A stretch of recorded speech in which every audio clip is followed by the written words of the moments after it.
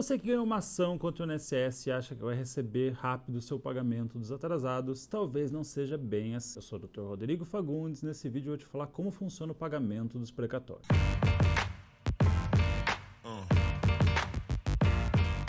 Depois que você termina uma ação, você ganha um processo, você vai gerar um crédito para receber. Além da sua aposentadoria, o benefício que você pediu no INSS, por exemplo, você vai ter um direito aos atrasados, ou seja, basicamente aquele tempo que você deu entrada no seu processo até você começar a receber e o governo ainda não pagou. Basicamente ele vai gerar um crédito que chama RPV ou precatório. Vamos começar explicando daqui. Depois que o governo faz uma dívida, que ele tem que pagar alguma coisa, concedido um processo, que é ganho um processo, por exemplo, ele vai gerar esse crédito. Diferente de você, o governo não tem um prazo pequeno para pagar, ele tem um prazo maior, ele vai se programar para pagar, principalmente dependendo do valor.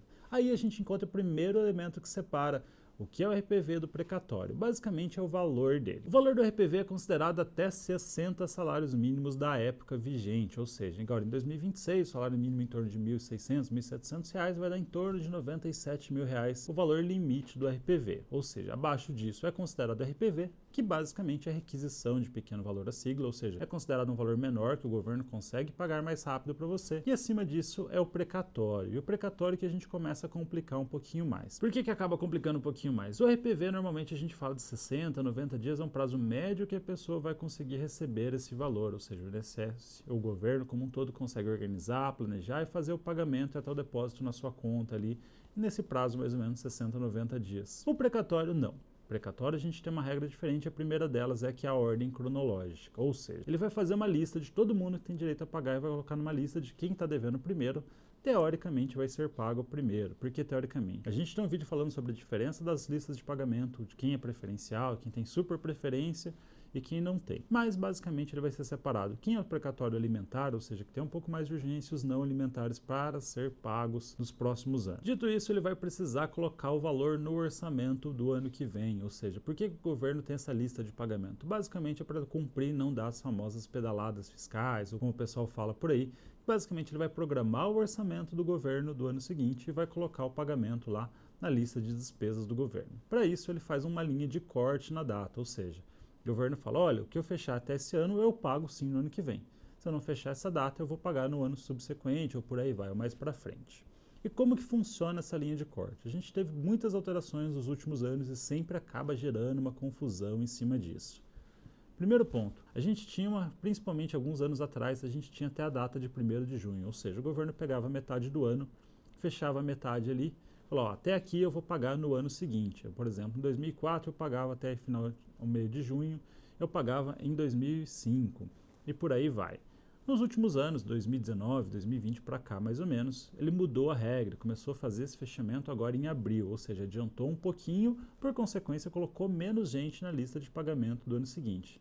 Então, até 1º de abril, todo mundo que estava inscrito para pagamento era pago no ano seguinte. Agora, passou abril para frente, continuava a ser pago 2 anos para frente. Por exemplo, quem foi pago em 2023 fechou o precatório antes de abril e ia ser pago em 2024. Se não deu, ia ser pago em 2025, se fosse depois de abril. Beleza, e o que mudou agora no último ano? 2026 teve mais uma alteração que deixou mais gente de fora da lista do precatório, que essa data mudou novamente e agora foi para dia 1º de fevereiro, ou seja, tem um mês no ano para você fechar o que vai ser pago no ano seguinte. Então, basicamente, quem fechou os pagamentos até dia 1º de fevereiro de 2026 vai receber em 2027. Se não estava na lista, então seu pagamento só vai para 2028. Sim, o governo acabou adiantando isso aí, trouxe mais gente, deixou mais gente de fora da lista e acabou deixando mais gente esperando por consequência. E provavelmente vai estourar a bomba no próximo governo, na próxima virada ali. Vale lembrar que essa não é uma regra definitiva, provavelmente.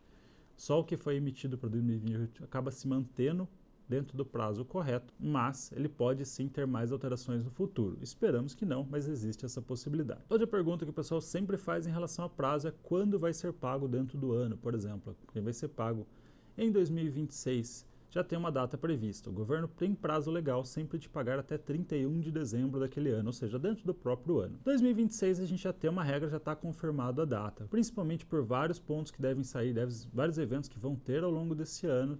A gente está previsto para ter esse pagamento no dia 15 de abril, ou seja, o Brasil inteiro deve liberar em torno dessa data, sendo uma semana antes, uma semana depois. E tem essa variação porque cada tribunal em cada região do país faz o processamento de forma separada, ou seja, o governo federal recebe todo esse dinheiro, repassa de acordo com cada tribunal, cada um quanto tem que fazer o repasse e cada tribunal faz o seu planejamento de pagamento ao longo dos dias. O prazo é unificado, mas a data acaba variando uns dias ou outros ali, uma semana ou outra, por região. Então vale você conferir e ver qual a data para quem está aguardando o precatório para esse ano. E para quem está aguardando, que está previsto o precatório para 2027, fica essa observação. Então o prazo legal de pagamento seria até 31 de dezembro. Normalmente acontece no primeiro semestre, mas não é uma regra. Voltando aos elementos que acabam mudando ou atrasando ou adiantando o pagamento dos precatórios, o outro elemento que tem é o volume de processos. A gente não pode negar isso. 2025 foi o primeiro ano que a gente conseguiu terminar mais processos do que foi entrado na justiça como um todo, isso de uma forma mais ampla. Mas sim, o governo brasileiro é um dos lugares... O governo brasileiro é o maior réu do país, na verdade, mas o Brasil como um todo é um país que tem mais número de processos na justiça de uma forma geral. Isso em comparação ao mundo ali.